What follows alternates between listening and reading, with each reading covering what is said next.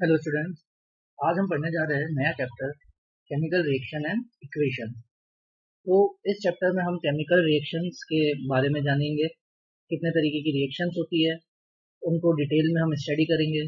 Then उसके बाद हम देखेंगे कैटलिस्ट क्या होता है, कैटलिस्ट की क्या क्या प्रॉपर्टीज होती है। ये तो इस चैप्टर के स्टार्टिंग में हम पढ़ने जा रहे हैं physical and chemical change.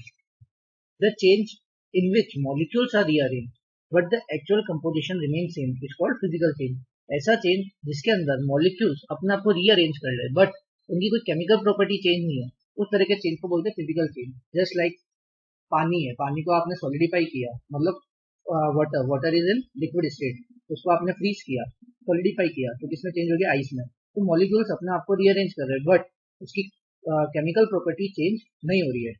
Then chemical change in which chemical property change is called chemical change. इसके अंदर क्या होता है? केमिकल प्रॉपर्टी ही चेंज हो जाती है। जस्ट लाइक पेपर है, पेपर को आपने बर्न किया तो क्या हुआ? ऐश में चेंज हो गया, तो उसकी सारी केमिकल प्रॉपर्टी चेंज हो गई।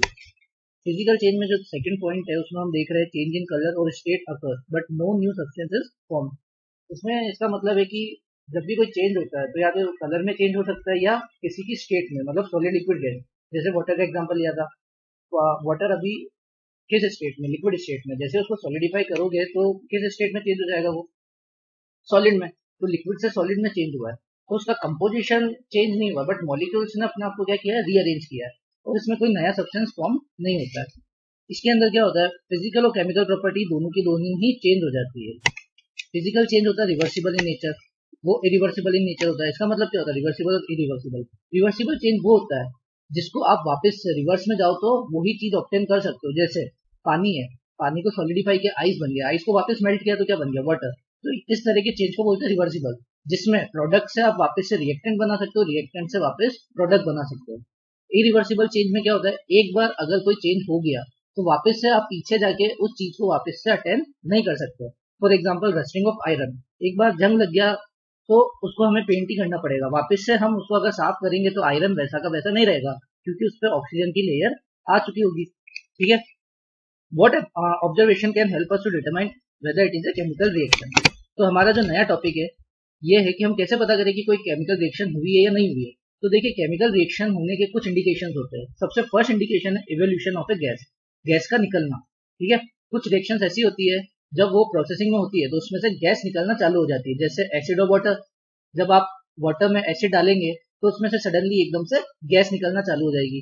Change in temperature, temperature change हो जाता है। फॉर्मेशन ऑफ ए प्रिसिपिटेट, कुछ ऐसा सब्सटेंस जो रिएक्शन के नीचे एकदम से बैठ जाए। Change in colour, change of state. Chemical reaction. अब हम देखेंगे केमिकल रिएक्शंस क्या होती है। टाइप ऑफ केमिकल रिएक्शंस देखेंगे। A process in which one or more substance the reactants are converted to one or more different product. एक ऐसी process जिसमें एक या एक से ज्यादा रिएक्टेंट्स आपस में कंबाइन होते हैं और कुछ नई चीज बनाते हैं। रिएक्टेंट मतलब ऐसे प्रोसेस में कुछ ऐसे सब्सटेंस जिनको आप रिएक्ट करा रहे हो और उनके रिएक्शन से कोई एक नई चीज उत्पन्न हो रही है, उसको हम बोलते हैं केमिकल रिएक्शन। केमिकल रिएक्शन बहुत तरह की होती है। कॉम्बिनेशन, जिसको हम एडिशन भी बोलते हैं। Decomposition, single displacement, double displacement, slow and fast, reversible, irreversible, redox, endothermic, exothermic. ये सारी रिएक्शन हम डिटेल में देखेंगे। अब देखिए रिएक्शन को लिखते कैसे हैं। रिएक्शन में मैंने अभी आपको जस्ट बोला कि रिएक्टेंट्स और प्रोडक्ट होते हैं। तो रिएक्टेंट्स वो चीजें होती है जो किसी प्रोसेस में हमें चाहिए होती है, जिनके प्रोसेस के द्वारा कोई नया चीज उत्पन्न होती है, उसको बोलते हैं प्रोडक्ट। तो रिएक्टेंट्स हमेशा कहाँ लिखे होते हैं? लेफ्ट हैंड साइड पे। ठीक है। एरो से हम इंडिकेट करते हैं कि रिएक्शन किस डायरेक्शन में जा रही है। ठीक है। यहाँ पे Zn प्लस H2SO4 है। ठीक है। तो यहाँ पे Zn और H2SO4 एसिड के बीच की रिएक्शन है। तो ये दोनों रिएक्शन, दोनों रिएक्टेंट आपस में रिएक्ट हुए और उन्होंने प्रोडक्ट बनाया। अब देखिए यहाँ पे Zn के आगे लिखा हुआ है S, तो S का मतलब होता है सॉलिड, AQ का मतलब होता है एक्वस, और जहाँ पे ये एरो अपर डायरेक्शन में है इसका मतलब होता है गैस, कि यहाँ से गैस रिलीज हो रही है। तो इस तरह से हम रिएक्शन के बारे में पता करते हैं। ठीक है। अब इसके बाद हम देखते हैं types of chemical reaction. Chemical reaction कितने तरीके की होती है? सबसे फर्स्ट है एडिशन रिएक्शन, एडिशनल और कॉम्बिनेशन रिएक्शन। इसमें क्या होता है? एक या एक से ज्यादा रिएक्टेंट्स आपस में रिएक्ट होते हैं और एक कोई नया प्रोडक्ट बनाते हैं। फॉर एग्जांपल यहाँ पे हाइड्रोजन गैस है, क्लोरीन, ये दोनों आपस में रिएक्ट हुए और HCl बना। तो जब एक या एक से ज्यादा रिएक्टेंट्स आपस में कंबाइन होते हैं और उसके बाद एक कोई नई चीज बनती है, इसको बोलते हैं कॉम्बिनेशन रिएक्शन। Single displacement. अब आपको दो चीजें ध्यान में रखनी है, एक एलिमेंट और एक कंपाउंड। एलिमेंट क्या होता है और कंपाउंड क्या होता है? एलिमेंट एक सिंगल मॉलिक्यूल का कॉम्बिनेशन होता है। Just for example Zn, Zn एक एलिमेंट है। अगर Zn के साथ में मैंने ZnSO4 बोला, एक Zn और एक ZnSO4 है, तो दोनों में फर्क क्या है? Zn एक सिंगल है, तो जो चीज सिंगल होती है वो होती है एलिमेंट, और जब दो एलिमेंट आपस में कंबाइन हो जाते हैं तो उसको बोलते हैं कंपाउंड। तो सिंगल डिस्प्लेसमेंट रिएक्शन क्या होती है? एक ऐसी रिएक्शन जिसमें एक high reactive element less reactive element को हटा देता है, रिप्लेस कर देता है। ठीक है, इसमें ध्यान रखना, ध्यान से सुनना इस चीज को, जिसमें एक सिंगल एलिमेंट एक कंपाउंड में से किसी लेस रिएक्टिव एलिमेंट को रिप्लेस कर देता है। For example Zn plus CuSO4। देखिए इस रिएक्शन में क्या दिख रहा है आपको? एक Zn है, एक CuSO4 है, एक एलिमेंट है और एक कंपाउंड है। तो देखिए यहाँ पे Zn है और Cu है, ये दो एलिमेंट है। तो Zn ने क्या किया? Cu को जाके रिप्लेस कर दिया और उसकी जगह जाके बैठ गया। तो जैसे ये रिएक्शन हुई तो हमें क्या मिला? ZnSO4 plus Cu। तो इसका मतलब है Zn ने Cu को रिप्लेस किया। तो जब high reactive element less reactive element को रिप्लेस कर देता है, ठीक है, इस तरह की रिएक्शन को बोलते हैं सिंगल डिस्प्लेसमेंट रिएक्शन। दूसरी रिएक्शन है Cu प्लस AgNO3। अब देखिए यहाँ पे Cu एलिमेंट है, AgNO3 एक कंपाउंड है। तो Cu ने क्या किया? Cu ने Ag को रिप्लेस कर दिया और Ag की जगह जाके बैठ गया। तो जो नई रिएक्शन बनी वो बनी CuNO3 whole twice plus Ag। ठीक है, अब आपको ये टेबल याद रखनी पड़ेगी। ये टेबल क्या है? रिएक्टिविटी ऑफ एलिमेंट, कि कौन सबसे ज्यादा रिएक्टिव है और कौन सबसे लेस रिएक्टिव है, मतलब कौन किसकी जगह ले सकता है। जैसे सबसे ज्यादा रिएक्टिव एलिमेंट में टॉप पर है पोटेशियम, देन उसके बाद sodium, calcium, magnesium, zinc, iron, lead, hydrogen, copper, mercury, silver, gold. ठीक है, तो आपको इसकी ट्रिक भी मैंने दे रखी है कि कैसे इसको याद करना है। तो सबसे फर्स्ट पोटेशियम है, पोटेशियम का सिंबल K, तो K को कैटरीना। ठीक है, इसी तरह से मैंने कुछ सिंबल्स है और उनके ट्रिक यहाँ पे मैंने आपको एक्सप्लेन किया हुआ है, इसको आप अच्छे से पढ़ लीजिए, बहुत इजी है। ठीक है, अगर आपको ये चीज समझ आ गई तो आप कहीं भी रिएक्टिविटी एक्सप्लेन कर सकते हैं कि कौन सा एलिमेंट किस एलिमेंट को रिप्लेस कर सकता है। अब आते हैं डबल डिस्प्लेसमेंट। देखिए अभी हमने सिंगल डिस्प्लेसमेंट देखा, अब डबल डिस्प्लेसमेंट देखेंगे। इसमें कुछ डिफरेंस नहीं है। उसमें क्या था? एक एलिमेंट होता था और एक कंपाउंड। एलिमेंट कंपाउंड के अंदर से किसी एक एलिमेंट को रिप्लेस करता था। अब इसमें क्या है? इसमें दो कंपाउंड है। ठीक है, यहाँ पे एलिमेंट की जगह क्या गया? कंपाउंड। दो कंपाउंड है, तो इन दोनों कंपाउंड के अंदर में से जो ज्यादा रिएक्टिव है वो लेस रिएक्टिव को रिप्लेस कर देगा। फॉर एग्जाम्पल हमने फर्स्ट रिएक्शन देखी, Al2SO4 whole thrice plus CaOH whole twice gives AlOH3 whole thrice plus CaSO4। तो देखिए यहाँ पे Al और Ca, अगर हम रिएक्टिविटी सीरीज में जाए तो एल्यूमिनियम और कैल्शियम, ठीक है, यहाँ पे कैल्शियम के बारे में नहीं दिया, एल्यूमिनियम के बारे में नहीं दिया हुआ है। तो हमें ये ध्यान रखना है, Ca क्या करेगा? एल्यूमिनियम को रिप्लेस कर देगा और उसकी जगह जाके बैठ जाएगा। अब जैसे फॉर एग्जांपल दूसरी रिएक्शन देखिए, CuSO4 प्लस NaOH। ठीक है, यहाँ पे Cu और Na ये दो एलिमेंट है। अब इनकी रिएक्टिविटी सीरीज देखेंगे, कॉपर और सोडियम। अब देखिए कॉपर Cu और सोडियम, तो यहाँ पे हमने देखा कि सोडियम जो है वो सेकंड नंबर पे आता है रिएक्टिविटी सीरीज में और कॉपर लास्ट में है, तो सोडियम ज्यादा रिएक्टिव है। तो सोडियम क्या करेगा? सोडियम Cu को रिप्लेस कर देगा और उसकी जगह जाके बैठ जाएगा। तो जैसी रिएक्शन होगी तो Na चला जाएगा SO4 के साथ और Cu चले जाएगा OH के साथ। ठीक है, ऐसे ही जो लास्ट रिएक्शन है AgNO3 प्लस KCl, इसमें हम देखेंगे Ag और पोटेशियम। Ag मतलब सिल्वर और K मतलब पोटेशियम। तो देखिए पोटेशियम तो सबसे ऊपर है, तो बहुत ज्यादा रिएक्टिव है, तो Ag को क्या कर देगा? रिप्लेस कर देगा, मतलब सिल्वर को रिप्लेस कर देगा। तो K जाके बैठ जाएगा NO3 के साथ और Ag को जाना पड़ेगा Cl के साथ। अब डिसोसिएशन रिएक्शन। अब देखिए हमने तीन तरीके की रिएक्शन देख ली है, एडिशन, डिस्प्लेसमेंट, डबल डिस्प्लेसमेंट। ठीक है, अब फोर्थ नंबर की जो रिएक्शन है वो है डिसोसिएशन रिएक्शन। ऐसी रिएक्शन जिसमें प्रोडक्ट टूटता है। ठीक है, या आप ये बोल दो कि कोई एक चीज है, कोई कंपाउंड है जो दो या दो से ज्यादा चीजों में टूट जाती है। ठीक है, ब्रेक हो जाती है, उसको हम बोलते हैं डिसोसिएशन रिएक्शन। अब ये तीन तरह से पॉसिबल होता है। ठीक है, डिसोसिएशन रिएक्शन तीन तरह से होती है, इलेक्ट्रोलाइटिक, इलेक्ट्रिसिटी की हेल्प से, थर्मल, हीट की हेल्प से और फोटोलाइटिक। ठीक है, सबसे फर्स्ट हम देखते हैं कि करंट की हेल्प से हम कैसे ब्रेक कर सकते हैं। तो आप एक डायग्राम में आप देख रहे हैं कि यहाँ पे कैथोड और एनोड है, दो यहाँ पे हमने रोड ले रखी है और उसको बैटरी से कनेक्ट किया हुआ है, इसके अंदर वाटर डाला हुआ है। तो देखिए जैसे यहाँ पे बैटरी से हम करंट को यहाँ पे जनरेट करेंगे तो जो वाटर है वो टूट जाएगा। वाटर क्या कैसे टूटेगा? H2 और O2 के टर्म्स में। तो जब हम इलेक्ट्रिक करंट किसी सब्सटेंस में पास कर रहे हैं तो उसकी हेल्प से हम किसी कंपाउंड को तोड़ रहे हैं। ठीक है, इस तरह की रिएक्शन को बोलते हैं इलेक्ट्रोलाइटिक डिसोसिएशन। दूसरा है थर्मल डिसोसिएशन। थर्मल डिसोसिएशन में कुछ नहीं, हम हीट देके किसी सब्सटेंस को तोड़ रहे हैं। तो आप देख सकते हैं एग्जाम्पल के तौर पे मरकरी ऑक्साइड है, एक पूरा रेड कलर का सब्सटेंस है, उसको हीट कर रहे हैं, जैसे हीट किया तो मरकरी बिल्कुल अलग हो गया। फोटोलाइटिक डिसोसिएशन, ऐसी रिएक्शन जिसको हम लाइट की हेल्प से तोड़ते हैं, ठीक है, उसको हम बोलते हैं photolytic dissociation. Precipitation reaction, precipitation reaction basically क्या है, ऐसी रिएक्शन जिसमें कोई प्रिसिपिटेट किसी रिएक्शन के नीचे बच जाए, उसको बोलते हैं प्रिसिपिटेशन रिएक्शन। ये आपके वैसे कोर्स में नहीं है, इसको हमें इतना ध्यान से नहीं देखना है। अब देखते हैं एंडो और एक्सोथर्मिक रिएक्शन। एंडोथर्मिक रिएक्शन क्या है और एक्सोथर्मिक रिएक्शन क्या है। ए reaction that absorb energy from its surrounding in the form of heat. Endothermic reaction वो रिएक्शन होती है जिसके अंदर हीट एब्जॉर्ब होती है और एक्सो के अंदर हीट रिलीज होती है, ठीक है। आपको कोई रिएक्शन में हीट दिख जाए तो वो एक्सोथर्मिक रिएक्शन होता है, और जिसके अंदर हीट एब्जॉर्ब हो रही है, सोख रही है कोई रिएक्शन हीट को, तो इस तरह की रिएक्शन को बोलते हैं एंडोथर्मिक। इसके अंदर एनर्जी क्या होती है, एब्जॉर्ब होती है और उसमें एनर्जी रिलीज होती है। For example melting of ice, ice जब मेल्ट होता है तो आसपास जो सराउंडिंग होती है उससे हीट ले लेता है, एब्जॉर्ब कर लेता है, इसी तरह से वो मेल्ट होता है। फोटोसिंथेसिस, कुकिंग, ये सारे एग्जांपल किसके, एंडोथर्मिक के। अब हम एक्सोथर्मिक के देखते हैं जिसमें हीट रिलीज हो रही है। For example nuclear fusion, explosion, जब भी कोई एक्सप्लोजन होता है तो हीट रिलीज हो रही है, chemical bond. Now the most important chemical reaction is redox reaction. Redox reaction क्या होता है, ऐसी रिएक्शन जिसमें ऑक्सीडेशन और रिडक्शन दोनों प्रोसेस होते हैं, इस तरह की रिएक्शन को बोलते हैं रिडॉक्स रिएक्शन। अब ये ऑक्सीडेशन क्या होता है, रिडक्शन क्या होता है, तो सबसे फर्स्ट हम बात करते हैं ऑक्सीडेशन की। तो जो हमारी रिएक्शन है रिडॉक्स रिएक्शन, इसमें दो चीजें होती है, ऑक्सीडेशन एंड रिडक्शन। ऑक्सीडेशन क्या होता है, ऑक्सीडेशन वो रिएक्शन जिसके अंदर किसी सब्सटेंस में ऑक्सीजन ऐड होता है या किसी सब्सटेंस से इलेक्ट्रॉन लूज होते हैं, रिमूव होते हैं, उस तरह की प्रोसेस को बोलते हैं oxidation. Now reduction, reduction oxidation का अपोजिट, जिसमें हाइड्रोजन ऐड होती है, ठीक है, या ऑक्सीजन लूज होती है, ठीक है, या किसी में इलेक्ट्रॉन जुड़ता है, उस तरह की प्रोसेस को बोलते हैं reduction. Oxidising agent, reducing agent. Oxidising agent वो होते हैं जो रिडक्शन में हेल्प करते हैं और रिड्यूसिंग एजेंट वो होते हैं जो ऑक्सीडेशन में हेल्प करते हैं, उल्टा, ठीक है। तो ये प्रोसेस बहुत इंपॉर्टेंट है, हाँ, बोर्ड में आती है ये प्रोसेस। फॉर एग्जाम्पल हमारे बीच में जो रिएक्शन है वो है Fe plus CuSO4, FeSO4 plus Cu। तो देखिए यहाँ पे Fe का क्या हो रहा है, ऑक्सीडेशन हो रहा है। Fe में देखो ऑक्सीजन जाके जुड़ गया, और Cu का क्या हुआ, रिडक्शन हुआ।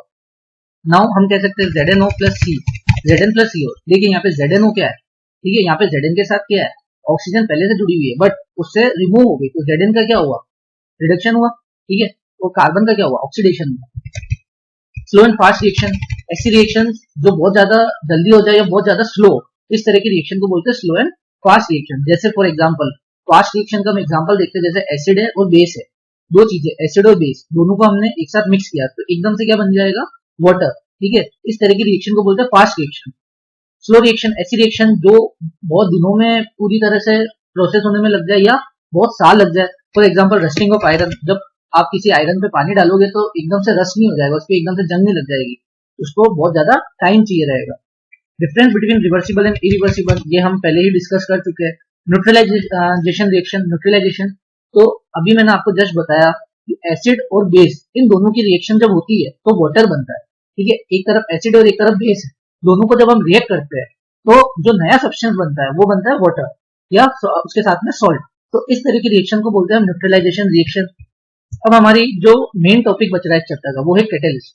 कैटेलिस्ट क्या होता है, देखिए कैटेलिस्ट एक सब्सटेंस होता है जो रेट ऑफ रिएक्शन को, मतलब रिएक्शन की वेलोसिटी को, स्पीड को बढ़ा दे या घटा दे, इस तरह की चीजों को बोलते हैं कैटेलिस्ट। अब कैटेलिस्ट करता क्या है वो तो हमें समझ आएगा, लेकिन कैटेलिस्ट का सिर्फ एक ही काम है, रेट ऑफ रिएक्शन को बढ़ाना या घटाना, रिएक्शन को इफेक्ट नहीं कर सकता। कैटेलिस्ट रिएक्शन को इफेक्ट नहीं करता है, यह आपको ध्यान रखना पड़ेगा। कैटेलिस्ट का सिर्फ एक ही काम है, रेट ऑफ रिएक्शन को बढ़ाना या घटाना, ठीक है। अब कैटेलिस्ट कहाँ पे शो करते हैं रिएक्शन में, देखिए जो एरो होता है, एरो के ऊपर जो चीज लिखी हुई होती है वो होती है कैटेलिस्ट। तो फॉर एग्जांपल यहाँ पे KClO3 है, ये यहाँ पे देखिए डिसोसिएट हो रहा है, ब्रेक हो रहा है, ठीक है। ये कौन सी रिएक्शन होगी, डिसोसिएशन रिएक्शन। अब इसमें कैटेलिस्ट का यूज किया, MnO2, इस रिएक्शन के एरो के ऊपर लिखा हुआ है MnO2, और यहाँ पे जो ट्रायंगल है, ट्रायंगल का मतलब है यहाँ पे हीट दी गई है, तो ये कौन सा है, थर्मल डिसोसिएशन रिएक्शन है, ठीक है। आपको दो चीजें ध्यान रखनी है, जो कैटेलिस्ट होता है वो एरो के ऊपर लिखा होता है, और इस ट्रायंगल का मतलब है कि इस रिएक्शन को हीट से तोड़ा है। दूसरा जो हमारा रिएक्शन है वेजिटेबल ऑयल और हाइड्रोजन गैस, इन दोनों को जब हमने रिएक्ट किया तो हमें वेजिटेबल घी बना। अब इस प्रोसेस को बहुत ज्यादा जल्दी करने के लिए हमने उसमें निकल Ni ऐसे कैटेलिस्ट मिलाया, ठीक है। तो यहाँ पे कैटेलिस्ट कौन है, निकल। ये एग्जाम में एक नंबर का क्वेश्चन आ सकता है कि वेजिटेबल ऑयल को वेजिटेबल घी में कैसे कन्वर्ट करते हैं, किस कैटेलिस्ट की हेल्प से कन्वर्ट करते हैं, तो यहाँ पे इसका आंसर है निकल। और निकल की जगह हम दूसरा भी यूज कर सकते हैं, उसका नाम है कॉपर। अब देखिए जो कैटेलिस्ट होता है उसके बहुत सारे टाइप्स भी होते हैं, ये टाइप्स भी आपके एग्जाम में क्वेश्चन आ सकता है, ठीक है। तो जो कैटलिस्ट होता है वो दो तरीके से क्लासिफाइड है, on the basis of physical state और on the basis of action, ठीक है। अब फिजिकल स्टेट इसका मतलब क्या है कि उसका स्टेट क्या है, सॉलिड लिक्विड गैस क्या है, ठीक है। उस हिसाब से हमने इसको क्या किया है, दो टाइप्स में तोड़ा है, होमोजीनियस और हेट्रोजीनियस। अब हम इसको अच्छे से देखते हैं होमोजीनियस क्या और हेट्रोजीनियस क्या है, ठीक है। आपको अभी जस्ट मैंने पहले एक्सप्लेन किया कि एक रिएक्शन होती है, उसमें रिएक्टेंट्स होते हैं और प्रोडक्ट होते हैं, ठीक है। जब रिएक्टेंट्स और प्रोडक्ट सबके सब एक ही स्टेट के हो, मतलब या तो सॉलिड हो या लिक्विड हो या गैस हो, और कैटलिस्ट भी अगर एक ही स्टेट का है, तो उस तरह की रिएक्शन में जो कैटलिस्ट होता है उसको बोलते हैं होमोजीनियस कैटलिस्ट। इसका मतलब सारे रिएक्टेंट्स, सारे प्रोडक्ट और कैटलिस्ट तीनों एक ही स्टेट में है, तो इस तरह की रिएक्शन को क्या बोलेंगे, होमोजीनियस कैटलिस्ट। हेट्रोजीनियस कैटलिस्ट में क्या होता है, इसके अंदर रिएक्टेंट्स, प्रोडक्ट और कैटलिस्ट, ठीक है, इनका स्टेट सेम नहीं होता है। For example vegetable oil and hydrogen, ठीक है। यहाँ पे देखिए वेजिटेबल ऑयल लिक्विड है, हाइड्रोजन गैस है, इससे हमें बना घी सॉलिड है, और निकल भी सॉलिड है। तो देखिए यहाँ पे रिएक्टेंट, प्रोडक्ट और कैटलिस्ट तीनों के स्टेट क्या अलग अलग है। जब इस तरह से कोई रिएक्शन होती है तो उसमें जो कैटलिस्ट होता है उसको बोलते हैं हेट्रोजीनियस कैटलिस्ट। तो फिजिकल स्टेट के ऊपर हम दो तरीके से क्लासिफाई करते हैं, homogeneous and heterogeneous. Now on the basis of action, अब जो दूसरा टाइप है कैटलिस्ट का, पहला टाइप तो हमने फिजिकल स्टेट देख लिया, उसके भी क्या है, दो टाइप है। अब जो दूसरा है on the basis of action, positive, negative, auto and bio. तो देखिए पॉजिटिव, नेगेटिव ये सब क्या है, अभी मैंने आपको बोला कि कैटलिस्ट क्या करता है, कैटलिस्ट का काम है रेट को बढ़ाना। तो जब कैटलिस्ट रेट को बढ़ाता है तो उसको बोलते हैं पॉजिटिव कैटलिस्ट। जब कैटलिस्ट किसी रिएक्शन में जाके उसकी स्पीड को स्लो कर देता है, ठीक है, उसकी रेट को कम कर देता है, तो उसको बोलते हैं नेगेटिव कैटलिस्ट, ठीक है। अब देखिए इस नेगेटिव कैटलिस्ट का एक बहुत अच्छा एग्जांपल है, इथाइल अल्कोहल को क्लोरोफॉर्म में क्यों मिलाया जाता है। ये क्वेश्चन जनरली बोर्ड में पूछ लिया जाता है। देखिए क्लोरोफॉर्म एक तरह का सब्सटेंस होता है जो जनरली आपने देखा भी होगा मूवीज में या इधर कहीं सुना भी होगा आपने, वो जनरली क्या करते हैं, उसको स्मेल करने से ही कोई आदमी अनकॉन्शियस हो जाता है। तो देखिए क्या होता है, जो प्योर क्लोरोफॉर्म होता है, प्योर, उसके अंदर थोड़ा सा इथाइल अल्कोहल मिलाया जाता है, जिससे उसकी जो पॉइजनस गैस है उसका इफेक्ट खत्म हो जाता है। अगर आप प्योर क्लोरोफॉर्म को स्मेल कर लेंगे तो वो बहुत ज्यादा डेंजरस होगा बॉडी के लिए, ठीक है, क्योंकि उसमें एक गैस होती है जो बहुत ज्यादा पॉइजनस होती है, उस गैस का नाम होता है फोजीन, ठीक है। ये फोजीन गैस क्या कर सकती है, आपके बॉडी में बहुत ज्यादा क्रिटिकल सिचुएशन अगर हो सकती है आपकी इसको स्मेल करने से। तो इसके जो इफेक्ट को कम करने के लिए हम क्या मिलाते हैं, C2H5OH, इथाइल अल्कोहल। तो ये एज ए कैटलिस्ट इसमें काम कर रहा है। ये क्या कर रहा है, रेट ऑफ रिएक्शन को कम कर रहा है, जिससे फोजीन गैस का बनना बहुत हद तक कम हो रहा है। तो इस तरह के कैटलिस्ट को बोलते हैं हम नेगेटिव कैटलिस्ट। पॉजिटिव मतलब जो रेट को बढ़ाया, नेगेटिव जो रेट को घटाया। अब आता है ऑटो कैटलिस्ट। कुछ रिएक्शंस ऐसी होती है जिसमें कैटलिस्ट की जरूरत ही नहीं होती है, वो अपने आप ही अपनी स्पीड को बढ़ा लेती है, ठीक है। इस तरह की रिएक्शंस को बोलते हैं ऑटो कैटलिस्ट। ऑटो मतलब खुद ही सेल्फ होता है, ठीक है। बायो कैटलिस्ट, ऐसे कैटलिस्ट जो किसी बायोकेमिकल रिएक्शंस में अगर हम डालें तो उसका रेट ऑफ रिएक्शन एकदम से बढ़ जाए, ठीक है। तो इस तरह के कैटलिस्ट को बोलते हैं बायो कैटलिस्ट। जैसे फॉर एग्जांपल जो मेडिकल वेस्ट होता है, जो भी मेडिकल के जो वेस्ट होते हैं, जैसे सिरिंज हो गई, बैंडेजेस हो गए, पट्टियां हो गई, खून की कॉटन वगैरह हो गए, तो इन सबको जो जल्दी से डिकम्पोज करते हैं, तो उसमें हम क्या करते हैं, बायो कैटलिस्ट डाल देते हैं। तो उससे ये जल्दी से जल्दी क्या होता है, इनकी रेट ऑफ रिएक्शन बढ़ जाती है और ये जल्दी से जल्दी डिकम्पोज होते हैं। अब कुछ अलग डेफिनेशन से जो भी हमें ध्यान रखनी है, जैसे catalyst promoter and catalyst inhibitor. Catalyst promoter क्या होता है, दो substance which when added with catalyst in the reaction mixture increase the activity of catalyst.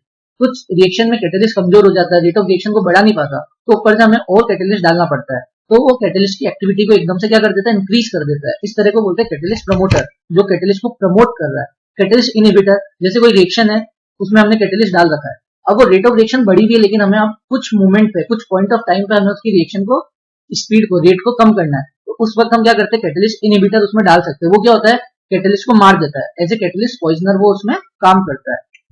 Now the last topic of this chapter is properties of catalyst.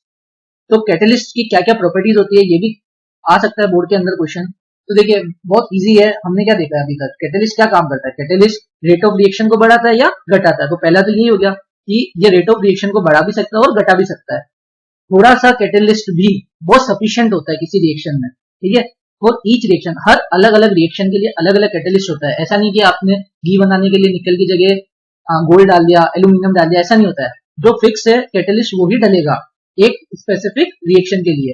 In reversible reaction catalyst, अब देखिए जो reversible reaction होती है जो दोनों direction में होती है, ठीक है, फॉरवर्ड और बैकवर्ड, इन दोनों में कैटलिस्ट सेम तरह से काम करता है। फॉरवर्ड भी उतना ही उसका इफेक्ट होता है जितना बैकवर्ड में होता है, ठीक है।